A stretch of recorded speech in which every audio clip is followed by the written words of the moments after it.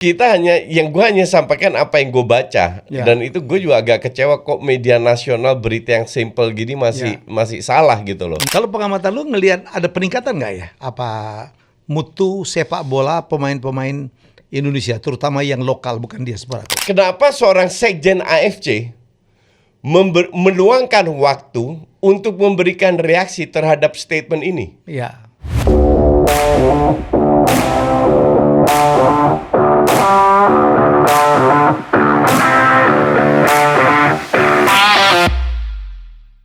Ya, bukan bincang bola biasa kembali kita ya. Ini omongan bapak-bapak, tapi alhamdulillah ya. Walaupun bapak-bapak kita on trending terus nih. Konsisten. Konsisten. Konsisten is the key. Konsisten is the key. Kita bingung aja ya, ada masuk nyasar ke DM dan juga dibahas di X gitu ya tentang beberapa yang kita bahas di sini. Sebenarnya kita tidak membuat statement. Kita itu menduga seperti misalnya yang paling banyak masuk ke saya tentang Malaysia di ban. Ya. Itu kan rumornya itu udah saya dapat di mana-mana. Kebetulan waktu itu saya di Malaysia dapat juga kalau mereka di ban. Ya, dan coach pun menerangkan dugaan-dugaan gitu kan. Ya. Gitu loh coach.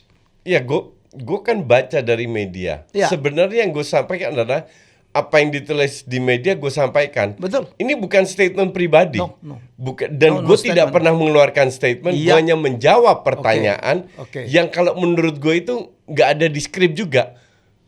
Spontan aja. Spontan. Saya pun nanyanya spontan. Ya, spontan dan gue jawab spontan kok jadi rame kayak begini. Iya. Dan ini udah berita dari dari 30 Juni kalau nggak salah. Ya. Sekali lagi ini bukan statement dari gue, bukan pendapat gue, hanya gue kutip dari media nasional. Sudah kita kasih bukti bahwa media itu memang menyampaikan itu. Ya. Jadi kenapa jadi heboh gitu untuk Dan ada video yang lebih gila dari kita coach yang mengatakan hubungan dengan Kafa ya kan dan sebagainya itu juga yang dia itu mundur atau ditolak ya untuk katanya mundur karena mereka tidak boleh pakai pemain diasporanya.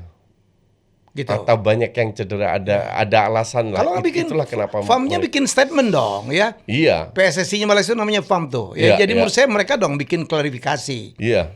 Karena betul. ada rumor. Saya akhirnya baca-baca juga dan juga googling juga. Jadi sebenarnya ada satu wacana akan ada friendly match antara Malaysia, timnas Malaysia dan timnas Indonesia. Ya, katanya kalau nggak salah gimana ya?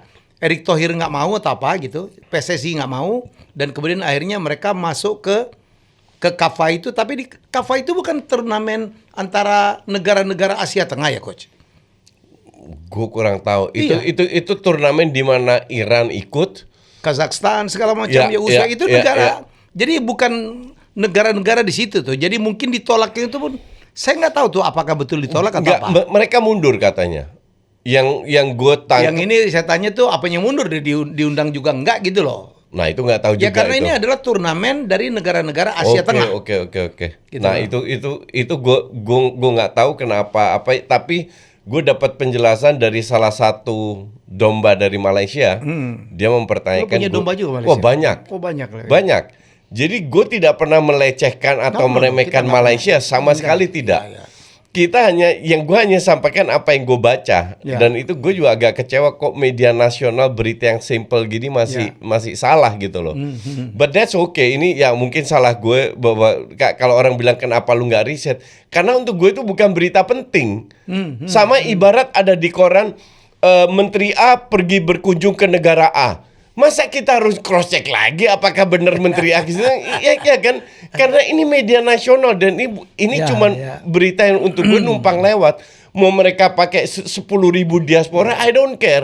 Mau mereka mau ikut, I don't care. Yang gue pedulikan dengan timnas kita, bukan dengan timnas lain. Jadi nggak usah terlalu dihebohkan dalam arti, dan mereka harusnya tahu timnas Malaysia ikut AFF kok, ya kan? Walaupun nggak lolos ke semifinal, tapi mereka ikut. Tapi confirm tuh AFF itu bukan kalender FIFA ya? Setahu gue bukan kalender FIFA, karena yang kalender FIFA itu kan di FIFA Matchday. Itu untuk untuk timnas seniornya kan. Oke. But that's okay. Intinya adalah mereka ikut ya artinya boleh. Jadi we make mistake. Gue juga bikin kesalahan. Jadi mulai sekarang berita yang simple pun akan gue cross check lagi. Termasuk ini mungkin dugaan ya, ada orang karena hoaxnya dari mana kita nggak tahu juga. Dugaan bahwa kemarin rumor kalau Malaysia quote unquote di-ban oleh FIFA itu, dan banyak sekali yang ngomong, bukan lo doang, bahwa karena naturalisasinya, orang pertanyakan kok bisa pemain keturunan Amerika Latin dinaturalisasi menjadi diasporanya Malaysia. Yang kita tahu ya kan, aturan untuk naturalisasi itu apa aja coach? Memang ada harus, darah. 5 tahun tinggal di negara tersebut. Oke. Continue atau darah dari 3 generasi. Ini aturan dari FIFA. Ya. Dari 3 generasi paling jauh lah. Neneknya harus lahir di Indonesia in this case. Kakek neneknya harus lahir di Indonesia, dan itu kalau diaspora kita itu terpenuhi semua. Ya. Karena disahkan lewat DPR juga kan. Kalau yang Malaysia gue nggak tahu aturannya apa, tapi FIFA ini aturan FIFA, jadi harusnya mengikuti juga. Bukan lahir aja, saya pikirnya memang ada darahnya ya, kayak kita Enggak, lahir karena kalau darah Martin Paes itu nggak ada darah Indonesia loh. Oh ya? Martin Paes itu murni Belanda karena neneknya lahir di Indonesia, dia punya hak yang sama. Oh. Gitu. Bukan karena kan banyak sekali orang kita, orang Maluku ya, orang Ambon di Belanda gitu. Rata-rata begitu, kayak Pelupesi, Lili Pali itu Orat Mangun itu memang punya darah Indonesia, tapi Martin Paes itu nggak punya darah Indonesia. Oke juga. Itu pure Belanda karena neneknya pernah tinggal di Indonesia, lahir di Indonesia, dia neneknya orang Belanda. Orang Belanda. Oke. Jadi dia punya hak sama seperti diaspora lainnya, udah dianggap diaspora. Nah ini kan aturan yang bukan kita yang bikin. Kalau orang tuanya punya darah, bukan keluarga darah Indonesia, bisa kayak Gianni Van Bronckhorst segala macam. Bentar, kalau mereka punya darah tapi kakeknya sudah lahir di Belanda, orang tuanya lahir di Belanda, nggak bisa. Nggak bisa. Jadi memang harus lahir, punya darah dan lahir di Indonesia. Simon Tahamata juga nggak bisa dong kalau gitu ya. Simon Tahamata itu kalau gue nggak tahu Simon Tahamata lahirnya di mana. Orang tuanya pasti lahir di Ambon. Oke. Oh ini kan menganut azas apa ya? Ada jus soli, jus sanguinis gitu ya. Tanah kelahiran atau darah gitu. Iya. Ya kan ada dua. Iya. Tanah kelahiran atau darah dan tanah kelahiran. Ya. Jadi kalau punya darah Indonesia, kayak ada salah satu Rian Flamingo lah contoh, center back dari PSV, itu sudah jauh darah Indonesianya, jadi nggak bisa. Makanya kayaknya Riedewald masalahnya di situ, udah kejauhan. Oke. Terus ada Kartowirjo kalau nggak salah, Kartowirjo namanya, itu pemain Feyenoord, itu juga udah kejauhan. Jadi kalau lebih dari kakek neneknya lahir di atasnya lah, itu lahir di Indonesia itu nggak berlaku.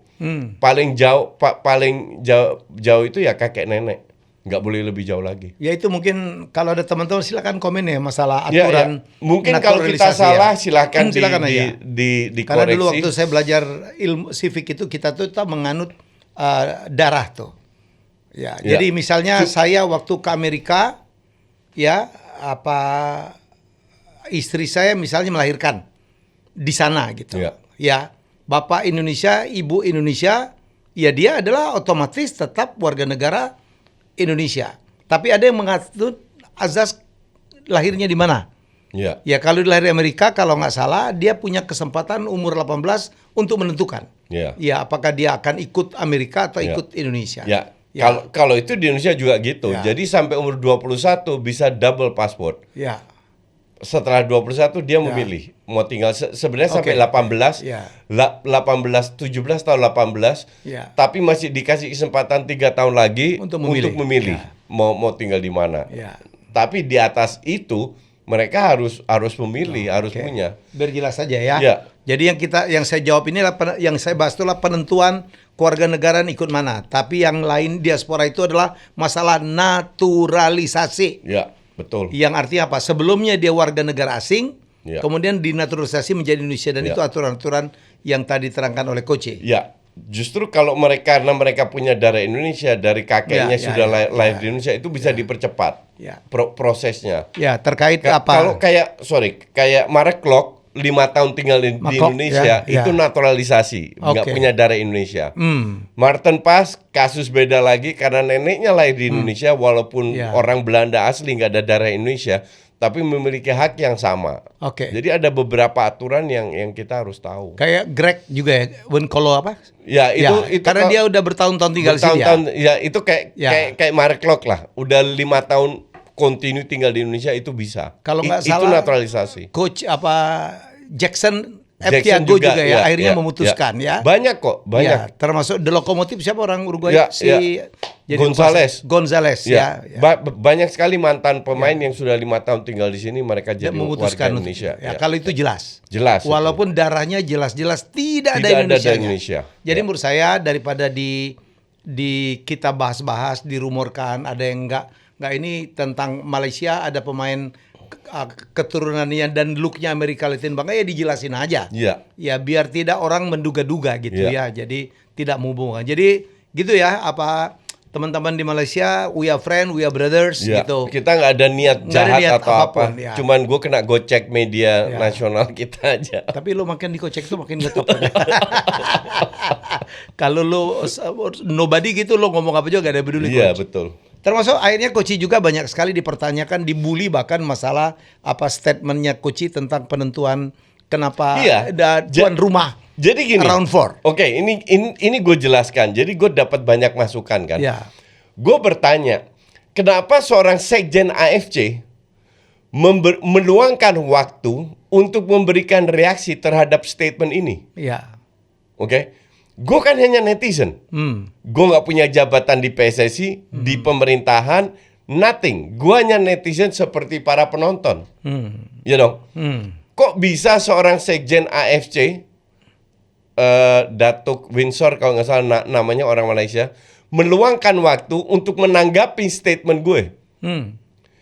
Kalau seandainya beliau bisa meluangkan waktu menanggapi gue, ya tolong dijawab. Kenapa kita di putaran 4 mainnya di kandang Saudi? Padahal ini netral. 6 negara netral harusnya punya peluang yang sama, main di negara yang netral. Jangan di antara 6 di itu dong. Di antara 6 ini jadi ada 2 tuan rumah. Kecuali home and away. Kecuali home and away. Itu baru fair dong. Baru fair. Ya. Gue tunggu jawaban dari Sekjen AFC, ya tolong langsung dijawab aja. Karena selama ini tidak ada penjelasan. Sama sekali. Kenapa harus main di Qatar dan Saudi? Yang merupakan peserta. Peserta juga. Itu kan nggak fair. Nah terus kejadian drawing. Drawing harusnya tanggal 8, 11, 14. Ada 3 hari. Mendadak kita digeser ke tanggal 9 dan 11. Cuman 2 hari istirahat. Nggak make sense. PSSI protes. Diundur ke tanggal 12 akhirnya. Jadi tetap ada 3 hari rest. Kita mainnya jam 6. Istirahatnya cuma 3 hari. Saudi main pertama kita istirahatnya 11 sampai 8, 14 itu berapa? 6 hari. 6 hari. Saudi 6 hari karena main di match ketiga. Jadi Indonesia, Irak juga 2 kali beruntun, cuman 3 hari istirahatnya. Sementara Saudi 6 hari istirahatnya. Tuan rumah pula. Halo, tolong AFC jelaskan. Kepada pengurus AFC, tolong jelaskan kepada kami, salah satu peserta putaran 4 ini. Netizen Indonesia pengen tahu kenapa kita Saudi terus yang diuntungkan. Halo. Dan kalau nggak salah gue juga baca mereka mainnya jam 8, kita mainnya jam 6. But it's okay lah. Udah kalau mau fair, capek sebenarnya. Kalau mau fair, mestinya Arab Saudi mainnya di Qatar, Qatar mainnya di Arab Saudi dong. Nah, baru itu fair. Ngerti gak ya? Iya dong. Bener. Baru fair tuh. Jadi nggak ada home advantage. Iya, nggak ada home advantage. Kalau Indonesia home disadvantage nih. Iya. Iya. Kita lihat aja lah ya. Jadi selama ini pun yang terjadi tuh ada dolar, mungkin di petrodolar mungkin mengalir kemana-mana ya. Jadi intinya ya. hal kayak gini setahu gue nggak akan terjadi di Eropa, nggak akan terima mereka. Kalau netral ya netral. You masih inget Olimpiade U23 waktu itu masih di bawah Sintayong. Kita ikut kan, lolos. Akhirnya kita ketemu Gine kalau nggak salah, mainnya di Perancis. Minimal itu netral. Ya. Walaupun nggak ada penontonnya, that's okay, netral. Nah tujuan ke situ, kita sama-sama mau kualifikasi, sama-sama mau ikut Piala Dunia. Ya. Kok ada dua negara yang diuntungkan dengan home advantage sama dengan jadwal? Ngaruh loh. Kita main banget lah 2 match dengan 3 hari istirahat atau 6 hari istirahat. dan main jam 6 pula ya. Ya. Jadi come on, ini udah jelas-jelas melanggar segala aspek sportivitas. Tolong jelaskan AFC. PSSI nggak protes ya, Coach? Protes. Dari 2 hari ke hari ketiga harusnya Oman sama Irak protes kalau nggak salah. Protes juga. Protes. Harusnya PSSI protes lebih keras lagi. Oman sama Irak kenapa? Karena Qatar juga Nggak, diuntungkan. karena mainnya di situ. Mainnya di Ya di Qatar sama Di Qatar. Saudi. Mereka protes, mereka maunya di tempat netral. Tapi nggak ada tanggapan resmi dari AFC. Kalau menurut saya home and away lah. Ya. Walaupun harus better terbang home and away, kalau ya. nggak di negara netral sekalian. Harusnya di negara netral. Kalau home and away agak ribet karena masalah FIFA Match Day kan. Mending di negara netral, di Australia lah, Jepang lah, Uzbek lah, Korea lah, yang fasilitasnya bagus, yang infrastrukturnya bagus, dan mereka gue yakin bersedia. Nah, tolong Pak Sekjen AFC dijelaskan juga. Simple Jangan pas kita salah aja, dia meluangkan waktu untuk menjelaskan, memberikan statement. Ya sekarang gue pengen lihat aja statement dari apa dari kalian. Tapi hebat loh ditanggapin Sekjen AFC. Level gue udah AFC ya. Sorry ya. Syukurin aja. Oke, Coach, karena kita syuting sebelum pertandingan Indonesia melawan Thailand, mungkin kita nggak ada gunanya juga kita ngebahas-bahas atau memprediksi ya, tapi kita mengucapkan selamat ya. Timnas Indonesia dan juga timnas Thailand yang lulus juga Vietnam, dan satu lagi adalah Filipina yang mengalahkan Malaysia. Jadi saya kemarin, sini semua kan gue udah lihat videonya bahwa kantor dari FAM ya, Federasi Malaysia. Ya, Malaysia. Football Association of Malaysia itu di demo juga tuh oleh para fansnya gitu yang tidak terima timnas Malaysia. Ya, Harimau Muda itu tidak masuk ke 4 besar gitu.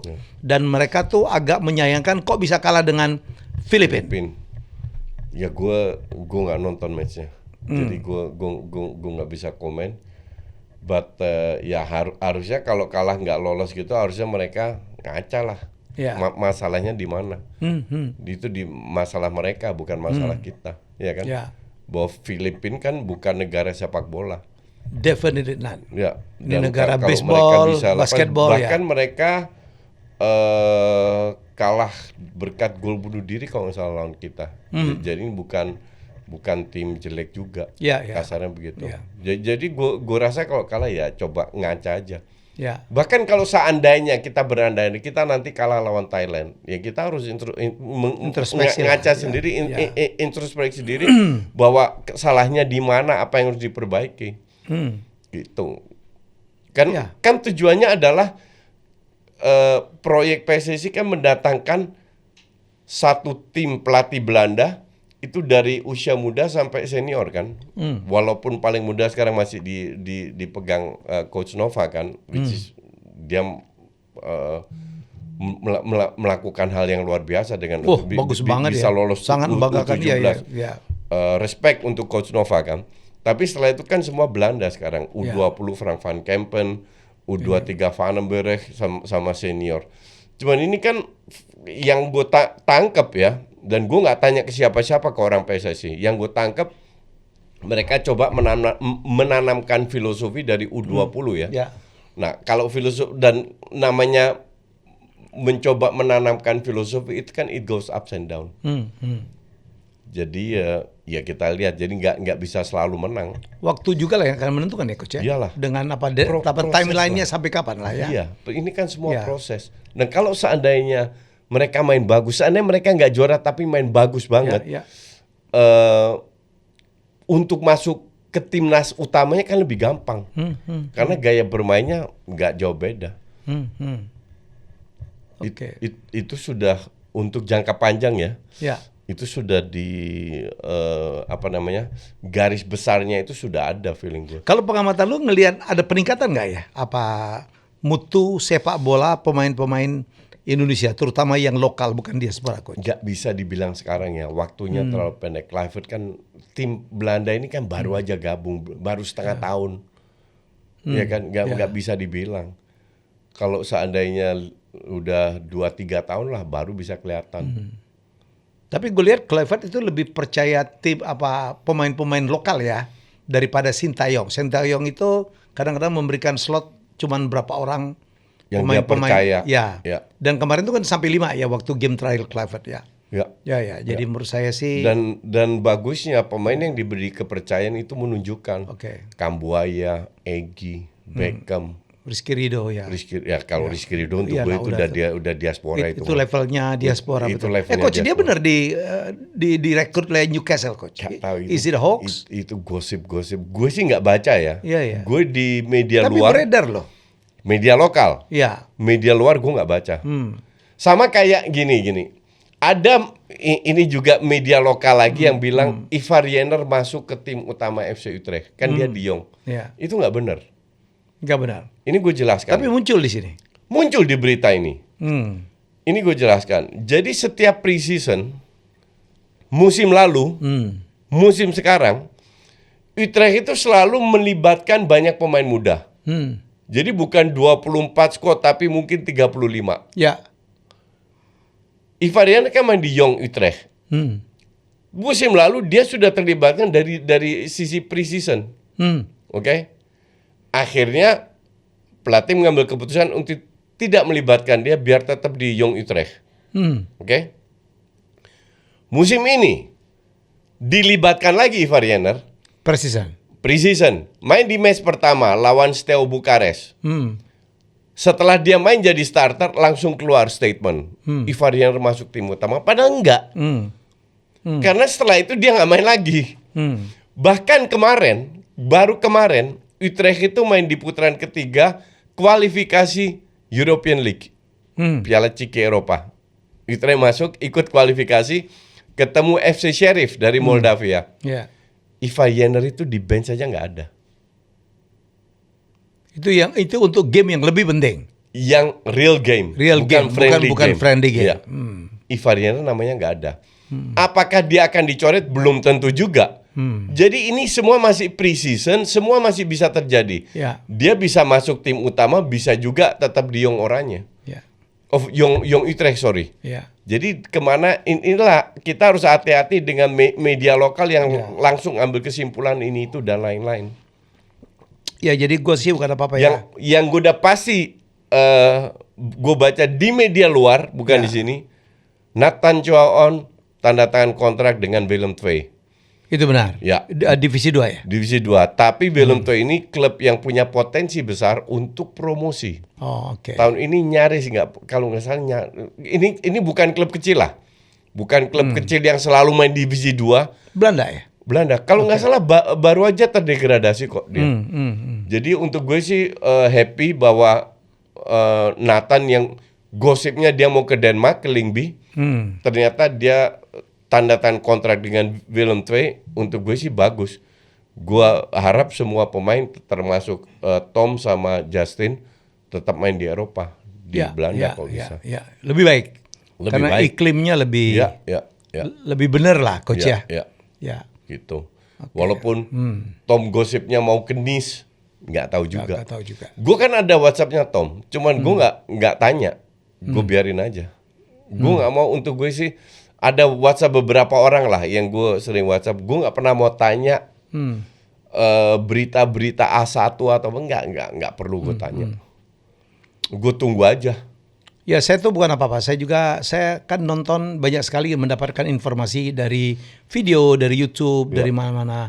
Come on ya, YouTuber, pemilik channel, jangan memberi judul itu jangan terlalu sok-sokan gimana Iya, gitu ya. Ternyata betul. begitu nggak ada breaking news, nggak ada breakingnya. Iya. Terutama MU, gue kan selalu ingin banget ngikutin tuh. Gue pikir MU deal nih. banyak banget hoaxnya itu. Oh ya, deal nih. Enggak, di judulnya itu kayaknya begitu gitu. Iya, Jadi menurut iya, saya MU kan baru berapa? Baru 3 kali ya. Kunya Leon sama si Leon siapa? ada Diego Leon. Oh nggak tahu. Ya, itu yang Pemain rekor, muda. rekor nomor 2 ya. Oke. Kemudian Kunya sama Mbemo lah. Bemo belum. Sudah. Oh, udah ya? Udah. Oke. Mbemo udah. Oh iya, coach. udah. Mbemo. Sorry. Nah, Makanya gue tanya, Bemo apa yang harganya 1,5 triliun? Bemo Ben Hill. Bemo tuh ada di Ben Hill, masih ada gak ya? Bemo. Bemo. Jadi menurut saya yang lain tuh udahlah, come on lah. Ya, 2 itu. Jangan berharap apa orang jadi banyak nonton untuk sesuatu yang sebenarnya nggak. Ini clickbait yang nggak bener nih coach ya. Itu kemarin beritanya yang lucu itu. Arsenal ini kan lagi nego. Iya, Gyökeres. Gyökeres, Iya, oke? pindah katanya. Masih nego, tiba-tiba ada koran Portugal bilang MU ngincer Gyökeres. Iya dari awal ya. Cuman Nggak. masalah nggak deal aja. Iya, untuk menaikkan harga negonya Sporting dan ujungnya deal juga di 65 juta plus Nggak add-on. tinggi juga. Ya. Masih kalah dengan Mbemo lah coach. Iya. Iya. Jadi menurut saya sih Bemo itu mahal loh kalau gue bilang. ya kemahalan gitu. Tapi gimana situasi kayak gitu? Iya. Nggak deal. Brentfordnya naik-naikin Dan gitu. pemainnya nggak ada yang dijual. Ya, tapi kalau untuk kan bagi kayaknya kalau Armorin itu lebih percaya dengan striker yang memang sudah terbiasa bermain di terbukti proven di Liga Inggris dong. Iya. Daripada beli kucing dalam karung, Ya, betul. hebat di luar begitu masuk di Gue juga ragu Inggris sama nggak bisa. Gyökeres. Ya. Serius, gue juga ragu. Dan untuk pemain 27 untuk gue terlalu mahal. Ya. Nggak ada value jualnya lagi. Termasuk rekrutan dari Liverpool kan dari luar Liga Inggris semua tuh coach, yang mahal-mahal lagi coach. Ya, Wirtz What do you itu think? gue juga ragu. Harganya tinggi banget. 100-an. Kalau Wirtz gue ragu. Kalau Frimpong, ya karena nggak terlalu mahal mungkin masih oke. Oke. Kerkez sudah main di Liga Inggris, gue rasa dia bisa survive. Terus dia masih incer satu striker ya. Ya. MU juga lagi Nunes ngincer ya. satu striker. Ya katanya sih Alexander Isak. Isaac, ada Oli Watkins. Ya. Dari luar masih menunggu lagi. Ada beberapa nama. Kadang-kadang ini siapa pemain harganya mahal-mahal gitu. Ya, pemain I don't sekarang know. edan nggak sesuai dengan kualitasnya. Gitu. Arsenal cukup? Enggak, gue pengen EC masuk. EC itu Masih? untuk gantiin Udah dapat Gyökeres Martinelli. Gyökeres kan di depan striker. Ini untuk di belakangnya. Ya. Tapi minimal benchnya lebih kuat sekarang Arsenal. Dengan 6 pemain, Subimendi, Nordgaard, Mosquera udah masuk. Masuk. Nanti dia udah ke Singapura, ntar gue tonton. Gue nonton Arsenal Newcastle nanti. Jadi gue mau lihat Mosquera main, Nordgaard sama Subimendi, Kepa. Sayangnya Madueke kayaknya belum gabung. Madueke ya. Gyökeres juga belum. Chelsea juga cukup lumayan ngambil Chelsea ya. mah gila beli pemain terus. Iya. Nico Jackson mau dijual ke MU katanya. Chelsea harusnya setelah musim lalu mereka trial and error lah. Ya. Tahun ini lebih solid. Cuman yang jadi masalah mereka akan kesulitan di awal musim feeling gue. Karena mereka kelamaan ikut Piala Dunia antar klub. Ya, oke. Pemainnya kan harus Capek istirahat. semua. Ya. Terus harus diberi liburan 2 minggu minimal. Terus persiapan lagi itu secara psikologis nggak gampang. Tapi pemainnya banyak sekali coach. Ya kan yang dipakai itu. Benchnya deep banget ya. Betul, tapi yang dipakai kan itu aja. Beberapa pemain penting kan nggak semua dipakai. Yang nyebelin tuh MU gue terhina banget pemain-pemain mahal dan bertingkah itu dijualnya ya bukan cuma rugi itu, menghina gue kayak Rashford gitu ya. Rashford turunin gaji itu dibayar 14 juta setahun. Oke. Jadi sekitar Tapi harganya murah banget coach. loan. Ya. Loan. Bahkan buying opsinya cuma 26 juta euro. What happened to Sancho? Gue pikir dia udah dapat di Sancho Juventus, nggak jadi juga. Kayaknya gajinya. Hah? Juve mana bisa bayar gaji dia? Ya iyalah, tahu diri lah. Ini orang pemain-pemain egois juga tuh. Iya. Sancho dari dulu egois coach. Dia Iya. nggak mau. Menurut gue tuh lo ngalah dikit supaya lo dapat Iya. waktu bermain yang bagus gitu loh. Jadi dia nggak jadi ke Chelsea. Sebenarnya Iya. Chelsea mau ambil dia, Iya. nggak sanggup bayar gajinya. Makanya ditolak. Itulah kesalahan MU dulu ngambil main mahal-mahal, Iya, itu mah gila. gajinya tinggi-tinggi. Anthony itu nggak pantas gajinya segitu Iya, coach. iya. Anthony juga Betis mau dia tapi suruh beli 30 juta pun nggak sanggup. Kecuali cicil 8 tahun. Nah, MU-nya nggak mau. MU butuh Karena duit. MU butuh duit untuk Iya. nyari striker. Ya, Lapangan tengah pun belum aman itu. ya. Jadi nanti Iya. yang akan gabung itu Højlund stay. Hailun gitu loh. Dan Nggak akan kemana-mana Højlund. Garnacho katanya isunya akan ditukar dengan Jackson ya. Chelsea, ya semoga itu Atau Jackson. Nico Jackson. Jackson ya oke lah. Oke lah. Kalau kita bicara tukar Jackson Garnacho, gue bilang MU yang untung. Masa? Ya. Gue bilang MU yang Gue tuh untung. kalau Ini pemain gue nggak percaya itu kalau banyak. nggak ngelihat kelakuan, gue tuh Garnacho suka banget. Iya. Eksplosif gitu. Justru attitude-nya ini yang Iya. membuat dia nggak yakin gue dengan attitude kayak begitu. Dan the problem is dia nggak pernah merasa dirinya salah ya. Iyalah, termasuk paling fatal. Kemarin gue bela-belain Garnacho. Waktu dia pakai jersinya Aston Villa, menurut gue sih that's Iya. too much. It's too much, betul. Too much. Ya. Dan ya kita lihat. Iya. Tapi kalau seandainya sekarang Jackson masuk, kita tahu dia juga termasuk setengah flop lah di Chelsea. Ya. Dibanding Højlund, ya mending Jackson kemana-mana. Iyalah kalau itu. Kan gitu. Gue Hailun Zigzi aja gue masih pegang Zigzi gue. Iya, Iya. iya. Tapi Højlund itu menurut gue sih sial ya coach ya. Gak tahu juga. Iya. Gue rasa dia nggak happy di situ. Serius. Gaji tinggi. Mungkin dia harus balik ke Serie A. Iya. Matengkan dulu di Serie Katanya A. Atalanta segala macam minta dia tuh. Balik aja lah ke sana lah. Nggak tahu. Iya. Mending 2 tahun di Serie A. Gue kalau ngeliat Baru ke Højlund, IPL lagi. mendingan gue dapat Weghorst yang kemarin. Main gratis. Weghorst masih bisa cetak gol Iya, dengan iya. bola-bola atasnya. Masih Højlund gratis itu lagi. bener-bener iya. Højlund bener-bener nggak bisa apa-apa ya. Parah banget Højlund, 70 juta loh. 70 juta. Crazy. Greenwood. Mesti ada. MU banyak sekali kehilangan pemain-pemain bagus ya. Iya. Ada aja masalahnya. Oke, Coach, apa? Wih, udah 32 menit. Kita jangan terlalu banyak juga ngomong Coach karena rame banget. Tapi minggu depan mesti lebih rame. Kita bisa share minggu depan ya. Lu pulang dari Singapura? Rabu. Rabu. Oke, we can do it. Ya. Kamis atau Jumat kita bisa. Mungkin ada taping lagi. cerita-cerita lebih menarik ya untuk Ntar ke gue depan. mungkin lihat Gyökeres Iya. main di kasino Singapura. Ntar gue videoin. Iya, Coach, gue tuh mau tanya aja. Lo nggak nonton ya timnas U23 ya? Enggak. Ya. Nanti gue siaran. Lawan Brunei 8 gol. Lawan satu lagi lawan Filipina 1 gol, itu pun bunuh diri. Lawan Malaysia Ya, 0 gol. Cuman Malaysia parkir bis ya. ya. Jadi pemain kita agak kesulitan ketemu parkir bis. Ini tim kan belajar baru lagi dengan Ya. pelatih baru, dengan filosofi baru, sistem baru. Jadi butuh waktu lah. Do you think Van den Berg good? Bagus pelatihnya. Pelatih kita. Gue nggak bisa nilai. Harusnya sih iya. Kan Simon Tamata asistennya. Frank van Kempen juga bantuin Van den Berg. Jadi harusnya sih oke. Cuman kasih dia waktu lagi lah. Ini kan baru event pertama, nggak pernah ada uji coba, cuma latihan doang.